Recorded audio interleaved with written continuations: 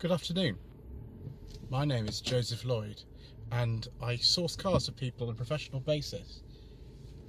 Although most of the cars I source are between £1,000 and £5,000, very often I've been asked to show something a little bit cheaper on the channel, and so I came up with No Budget Reviews, the series where we look at cars that you can buy in good condition with an MOT for under £1,000 and you can enjoy driving. We don't film this in an expensive manner, we don't use separate microphones, we don't use dual head tripods, we don't even use a DSLR, but we do have a lot of fun.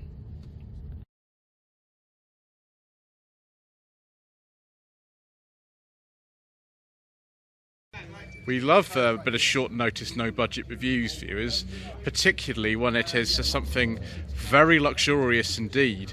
This is a 2002 Lexus GS300 SE. It's owned by James, who is from the JDM Snow Monkey channel, and this is actually a facelift car, although the facelift on these is so subtle that you wouldn't really be able to sort of tell unless you're a bit of an expert. The colour is very sort of reminiscent of what was around at the time. Not really something you see anymore on too many cars. These were sort of rivals to the BMW 5 Series E39, although I think this is probably quite a lot bigger than one of those, but the LS was even bigger. You could get after the facelift, which occurred in late 2000.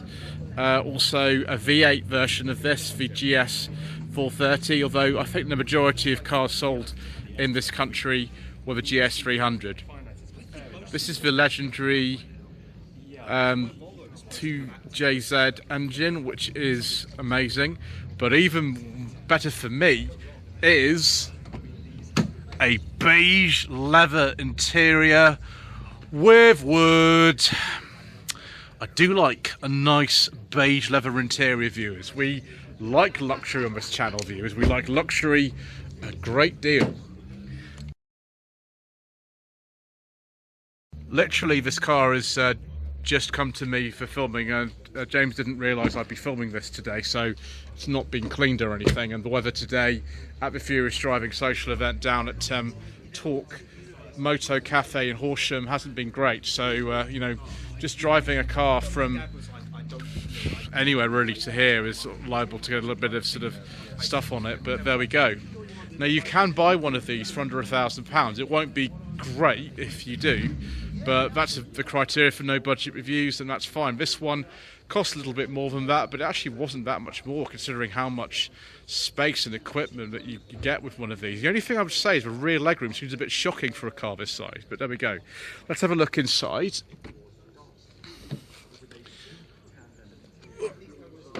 There we go, just keep that open so it doesn't close on me, that's obviously best. Ooh. Electric seats, cruise control.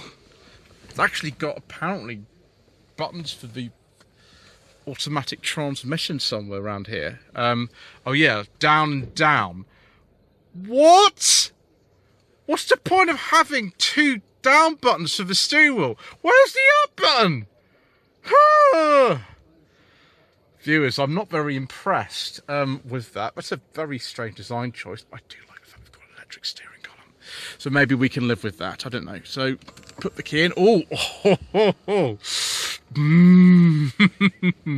More and more luxury as we go on. Automatic lights and automatic wipers and all kinds of things, and all sorts of delicious backlit displays and big sat-nav thing, and so I think this is the SE Navigator edition actually, because there were sub-variants of it. There were only a few trims available for the second generation GS, which came out in late 97. In this country I think they were first released in January 1998. I've seen that Toyota clock though in quite a few different cars. Obviously the navigation system, now well, this car was built in 2001, although I think it was registered in early 2002. It won't be very good, so I think we probably won't be using that. But we do have a tape deck. Oh, what tape have we got here? Goon Show Classics. We like the Goon Show views. That is definitely a classic. Yeah, so there'll be a CD changer probably, so I'm going to turn that off. Turn it off. Thank you, Spike Milligan. Wonder if we can actually have a look at the trip computer and things like that. It's probably somewhere else. We'll find that in a second. Just saying, we've got 2 phone mounts in here. I wonder why that is. Electric mirror switches down there. Instrument dimmer there. I'm surprised in this case we've actually got even a key in here. I mean, I was expecting to have some kind of funny start button, but no, there is a key. Fuel releases there, boot releases there, and all the sort of sat nav and heating ventilation controls. In fact, can we put this onto the climate? Yeah, we can. There we go. Is this actually a touch screen? It probably is, isn't it? Ooh, it's very, very kind of, you know, early Japanese luxury car to have something like this. It's quite amazing, really. Although, you know, a lot of them you can just use the physical buttons to do it. It's also quite interesting, isn't it? This seat's very comfortable, viewers. Oh, we've got heated seats as well. We've got different modes for the automatic transmission. There is obviously a manual mode, which you can go down and there. I don't know how you go up. Presumably you have to pull the lever or something. We've got holder here for the sunglasses, and there are some in here. That's very good. It's sort of felt lined, you don't scratch the lenses. And we've got a nice electric sunroof. Oh, I feel like I'm on the way to a board meeting in this. A sort of board meeting of you know, some kind of Japanese businessmen. It'd be very nice. Yes, and I just can't get over how wonderful these dials are. It's terribly exciting. I have to go and get my secret mission document to see if they fit in there, because I'm actually holding them at the moment. But there we go. So yes, there was just a basic GS300. There was the S model. This is an SE Navigator, I think they would call it. And then there was the Sport at the top. The V8 engine on the facelift, the 4.3, was only available on the SE and the Sport trims. In fact, let's have a look at this particular engine, shall we? Because it's quite tasty. And yes, viewers, before you go all crazy, this is a 2JZ engine. It's not the most exciting example of a 2JZ engine, but it still develops between, I think it's 260 and 218 horsepower. I've seen different power outputs doing a bit of research. This has a VVTi system on it, and it is a 24-valve engine. Longitudinally mounted in this car, it is rear-wheel drive.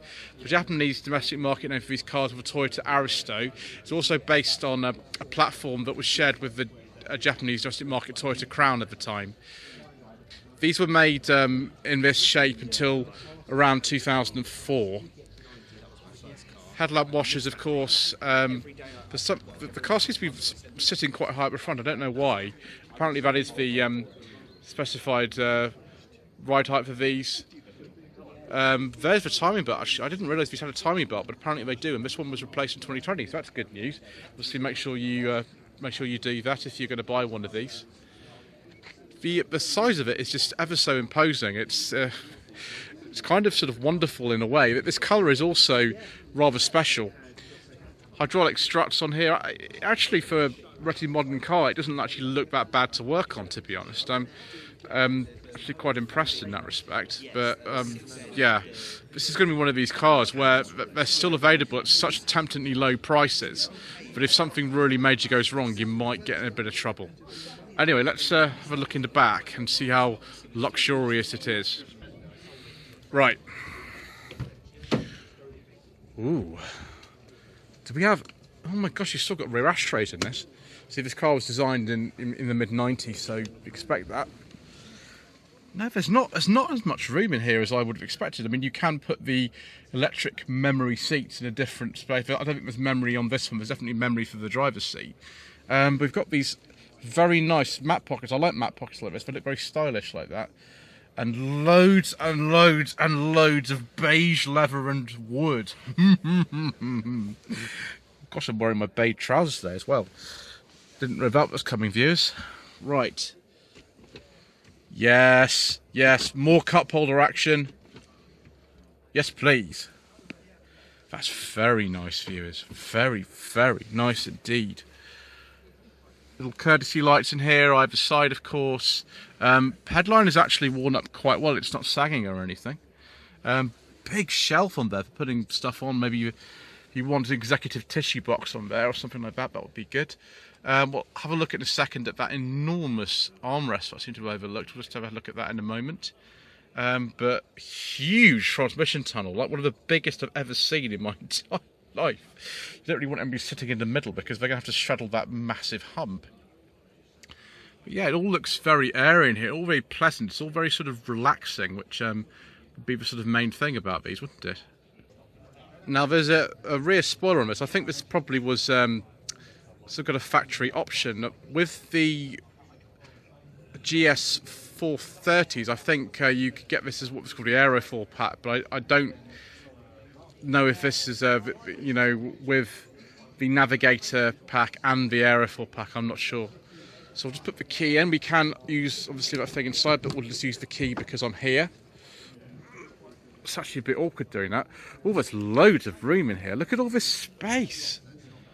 Wow. The one problem with this car is that although it's massive, the parking sensors don't work, which is a little bit of a shame because you might need that, or you just get very good at parking, or fit one of these systems where you have an aftermarket reversing camera, or one of those parking sensor sort of frames that fits around a number plate. That might be a good idea. Right, we need to have a look at this centre console, don't we? There we go. And I will just run in a second to get my secret mission documents. Goodness gracious me. Look at the size of that. Wow. It's one of the biggest cubbies I've ever seen in my life. A 12-volt socket's under there, which has been used for the dash cam, which is a sensible thing to do. And we got cup holders, of course. You know, very popular in America, these, so you need cup holders. I think Lexus, some people say, stood for luxury export US, which, you know, I understand that. Very clean ashtray. Funny foot-operated parking brake, but, you know, even the sort of contemporary Priuses have that, don't they? Electric aerial. Oh, it's all too exciting, viewers. Right, I think that is enough, and we're going to have to go for a little drive.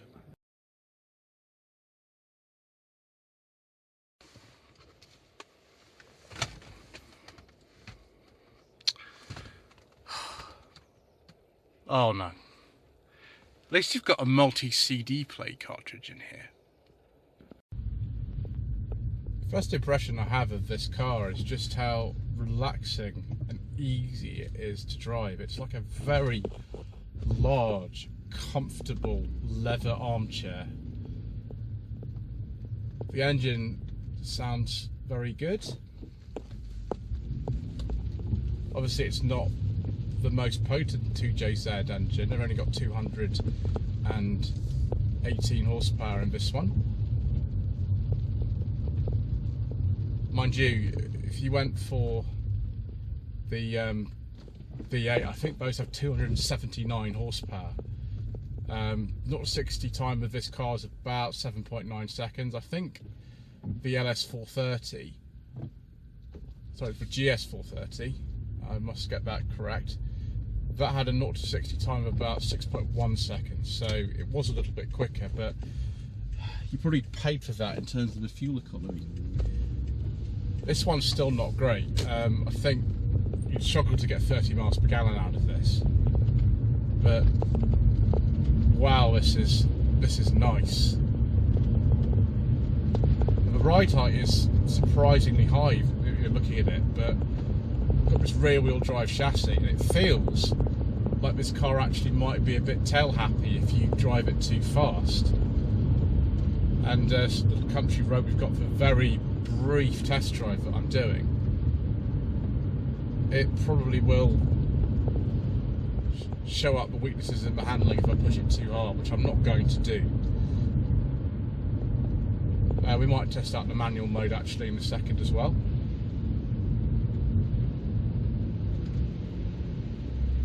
Wow, this is a lot of fun. like this.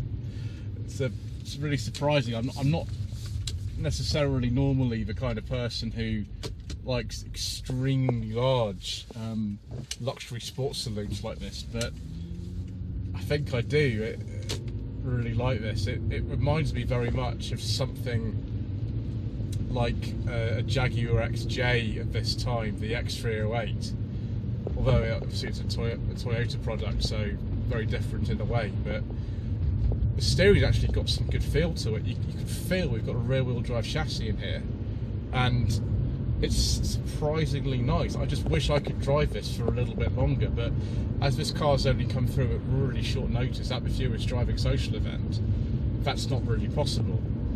But I'm very impressed. It's so comfortable and it feels so fast. Let's try this manual mode. Should we put it down a couple of gears as well? It works. That's gear 3. Yeah, put away in third. Got plenty of torque. So if I got this manual here, can I? How do I go up a gear? Yeah. Maybe I can't. Or maybe I can. I don't know, I'm all confused. I'm in the manual mode now. There is a low and a 2. Just put it back in the auto mode, viewers, and let's not worry about it. Oh gosh. Yes, I quite like this. It's a nice surprise, viewers. We like budget luxury on No Budget Reviews, especially when equipped with a beige leather interior.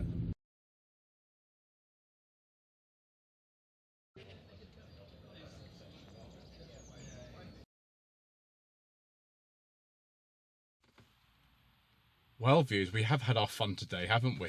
Short notice, No Budget Reviews, beige leather interior edition in a large, powerful rear-wheel drive saloon car. Does it get any better than this? I'll leave that for you to decide. Anyway, thank you to James from JDM Snow Monkey for letting me drive this car. Thank you to Mr. Richardson for putting on this wonderful event today. And thank you all ever so much indeed once again for watching. Please don't forget to subscribe to the channel, like this video, leave a comment below, and we shall see you again very soon for more inexpensive motoring.